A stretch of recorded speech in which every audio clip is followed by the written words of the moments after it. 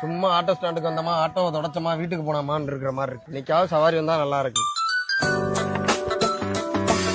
அண்ணே சொல்லுங்கண்ணே. தம்பி எங்க பாருங்க? இந்த ஆட்டோ ஸ்டாண்ட்ல ராம்நாடு வரீங்களா? எங்க பாம்பன்ல இருந்து ராம்நாடா? அண்ணே ராம்நாடு பெரியாஸ்பத்திரியில இருக்கு. அண்ணனை பாம்பனை கூட்டு வரணும்பா.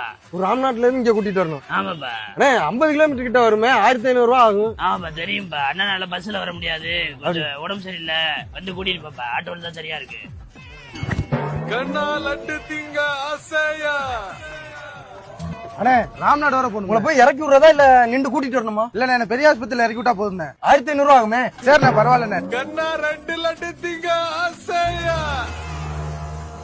சவாரியே இல்லைன்னு ஃபீல் பண்ணிக்கிட்டு இருந்தான். இன்னைக்கு பார்த்தா அரை நாள்ல 3000 ரூபா சம்பாரிச்சாச்சு. ரைட்டு, கையில காசு இருக்கிறதோட மெக்கானிக் செட்ல போய் வண்டியில கிரிச்சு கிரிச்சின்னு சவுண்ட் வந்துகிட்டு இருந்துச்சு. அது போய் பாத்துட்டு வந்துருவோம் என்னன்னு. அண்ணே சவாரி போனோம். சவாரி எங்க? நீங்க ஆட்டோலாம் வேலை வைப்பீங்களா மெக்கானிக் செட்? ஆமா, அது பக்கத்துல இறக்கி விட்டா போதும்ண்ணே. மெக்கானிக் செட் பக்கத்துலயே? ஆமாண்ணே. சரி சரி ஏறுங்க. பங்காளி வண்டியில என்னவோ சவுண்ட் கேக்குது, என்னன்னு வந்து பாரியா. என்ன பங்காளி நல்ல வருமானமோ? ஆமா பங்காளி. ஜோசியக்காரர் அன்னைக்கே சொன்னாரு 2026 வந்தா கடகராசி டாப்ல இருப்போம்னு. உனக்கு நல்ல காலம் தான்டா. ஆயில் இல்லாதனால ஹெட் எரிஞ்சு வச்சு ஒரு 25000 ரூபாய் செலவாக ரெடி பண்ணிட்டு வேலை ஆத்து விட்டுறோம். கிளங்கும்டா. ஜோசியக்காரர் அன்னைக்கே சொன்னாரு 2026 வந்தா கடகராசி டாப்ல இருப்போம்னு.